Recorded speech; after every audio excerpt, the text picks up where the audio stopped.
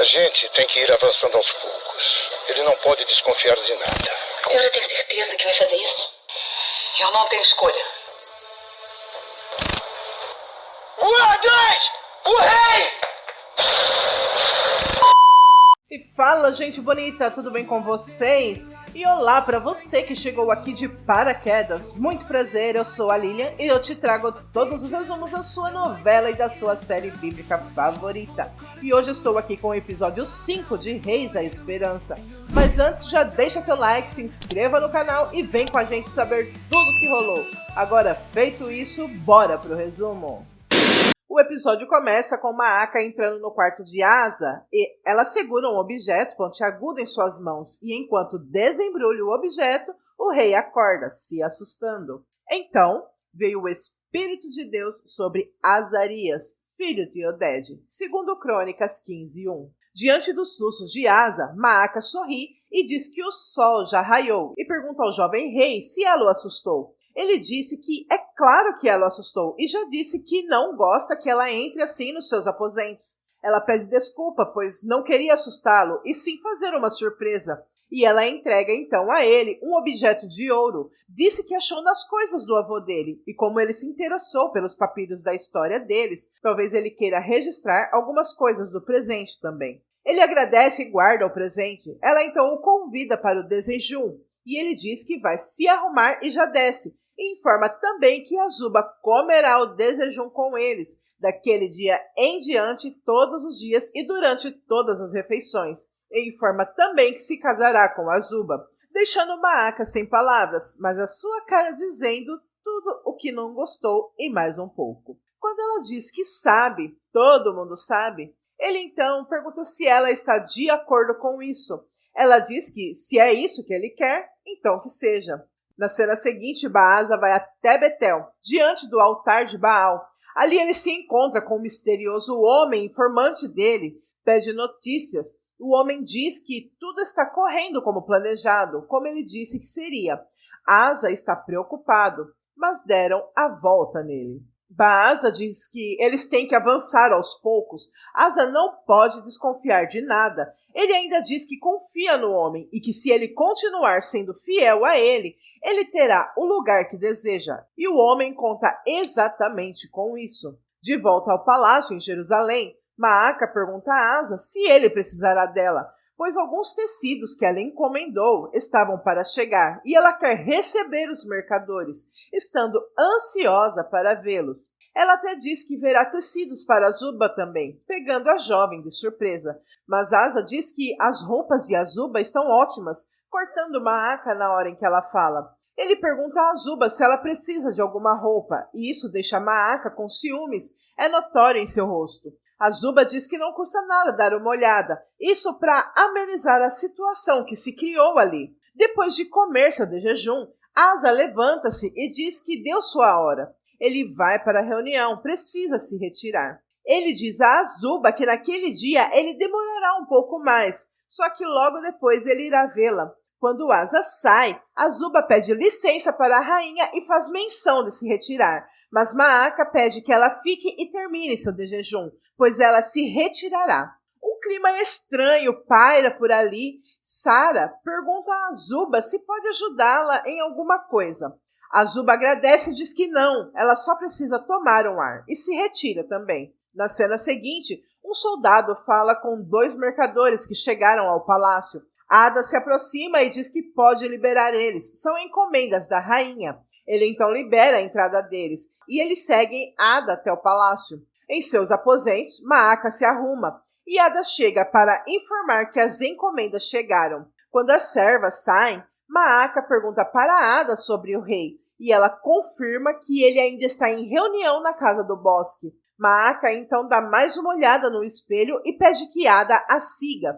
Ada mostra-se um pouco nervosa e pergunta à rainha se ela tem certeza que fará isso. Eu não tenho escolha, responde Maaka firmemente. E essa cena mostra que as encomendas de Maaka não são simplesmente encomendas. Tem alguma coisa aí. Asa, em reunião, recebe a notícia que os sodomitas se recusaram a sair. E enquanto tiverem o apoio da rainha-mãe, eles não sairão de lá. deixando Asa nervoso, dizendo que eles não deixam alternativa, terão que usar a força para os tirarem dali. Aron chega e pede desculpas pelo atraso, e Asa pergunta como foi em Ramá.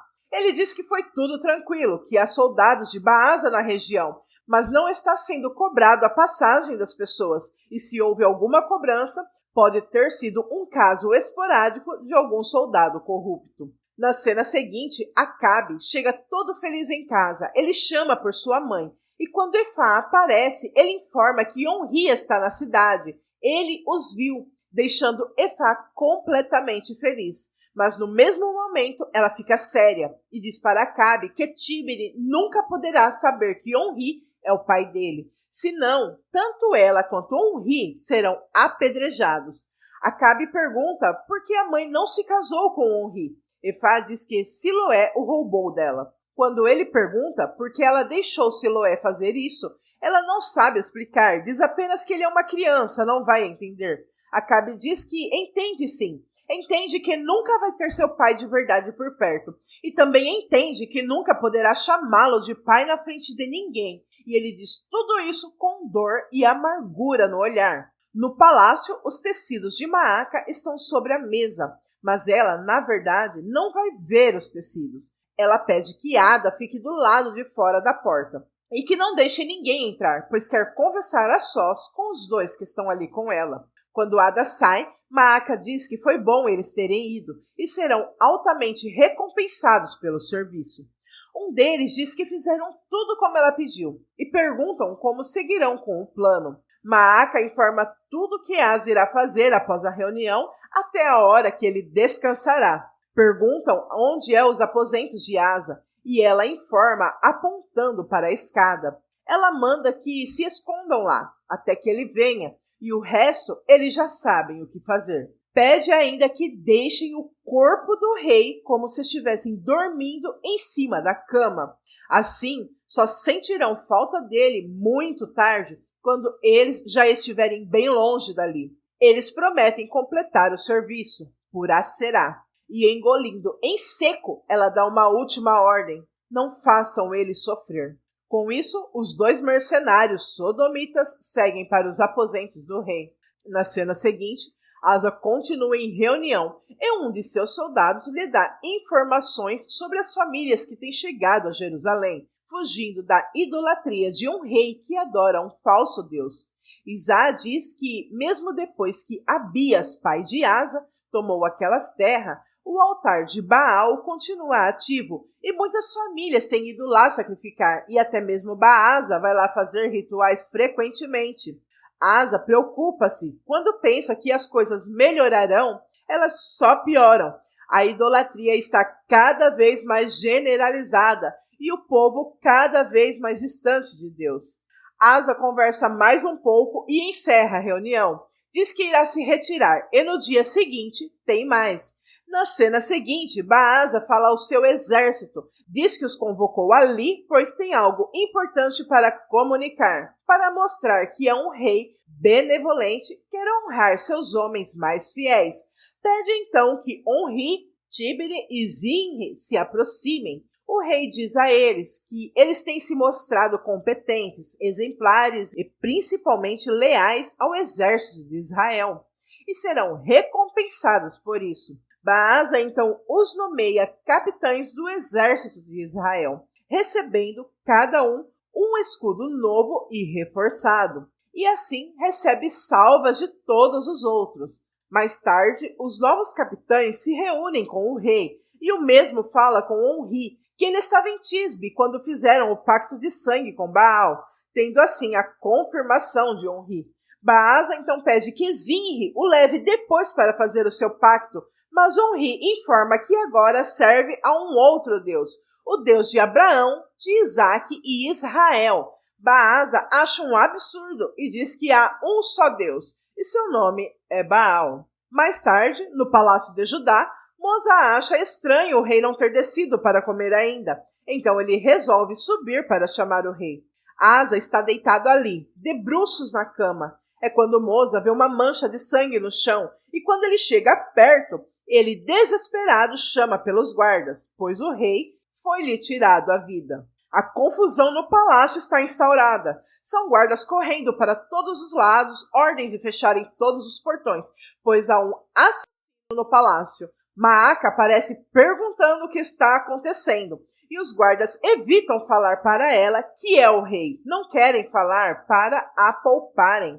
Ela pergunta quem morreu, mas os guardas dizem que não podem dar mais informações e pede que ela volte aos seus aposentos por segurança. Moza chega à sala do trono com Azuba para falar com Izá, e nesse momento Asa aparece, para a surpresa de todos. Moza se aproxima dele e lhe dá um abraço, sentindo-se aliviado. Asa não entende o que houve e pergunta a Moza, mas ele fica sem palavras, gagueja, não sabe o que falar. Asa disse que ia descansar, mas desistiu. Não iria conseguir dormir sem resolver tudo sobre o outro dia. Moza então entende tudo. Jacó, o servo. Uma tragédia, meu rei, diz o Moza a Asa. Quando Asa segue para ver tudo o que houve, Maaka o vê de longe e percebe que seu plano falhou, e pede que Ada vá para o Vale de Cedron encontrar os dois que para lá foram. Enquanto o corpo de Jacó foi levado, Azuba o abraça e Asa a acalma. Asa pergunta se tem alguma pista de alguém que possa ter feito isso, e eles não têm pista alguma, mas com certeza confundiram ele com o rei. Maaka chega nesse momento e abraça Asa, mostrando-se angustiada, perguntando se ele está bem, mas ele acalma a mãe e diz que está bem sim. Encontraram ali no chão o colar de Aserá, de um dos homens que atentaram contra o rei. Chegaram à conclusão, então, de que foi um sodomita. No Vale de Cedron, os dois homens aguardam Maaka chegar lá, mas é Ada quem aparece e informa eles de que o rei continua lá, são e salvo. Eles não entendem e explicam tudo o que fizeram. Viram o rei entrar, mas em vez de se deitar, ele se vestiu, e como ele demorava, acharam que ele ia sair sem eles fazerem o serviço. Então, sem ele perceber, o atacaram, tirando assim a vida dele. Ela, totalmente nervosa, diz que eles tiraram a vida da pessoa errada, e depois disso, então, ela dá a ordem para que lhes tirem a vida. No palácio, quando todos saem do quarto de Asa, Azuba está assustada, mas Asa a consola e logo pede que ela vá para o quarto dela descansar. Ele também quer ficar um pouco sozinho e pensar. Eles se despedem e Asa fica só. E ali ele fica pensando em tudo. No colar sodomita que foi encontrado, no povo que ele rege, a idolatria escancarada na cidade, toda a prostituição que há. Lembra de Micael, que quando era criança ele apareceu, dizendo que ele deveria ficar em Jerusalém para que sua luz não se apagasse. Ele pega um papiro e começa a ler. Logo depois levanta-se, vai para a sacada e pede ajuda, socorro a Deus, o que ele quer que faça. Na cena seguinte, Azarias está em frente ao templo do Senhor, e ali ele ouve uma voz que o chama pelo nome. Azarias, e o profeta responde, eis-me aqui, Senhor. Socorro, meu povo! O que foi esse episódio? Digam-me, por favor. Quase surtei. Quarta-feira eu faço um vídeo comentando sobre esse vídeo, sobre o vídeo anterior. Então, lotem aqui seus comentários. Quem sabe o seu não aparece no vídeo. E para você que ficou até aqui, deixe seu like, se inscreva no canal e compartilhe para que mais pessoas possam conhecer nosso conteúdo, nos ajudando assim a crescer para fazermos mais e melhor para você. E eu vou ficando por aqui. Até a próxima. Tchau!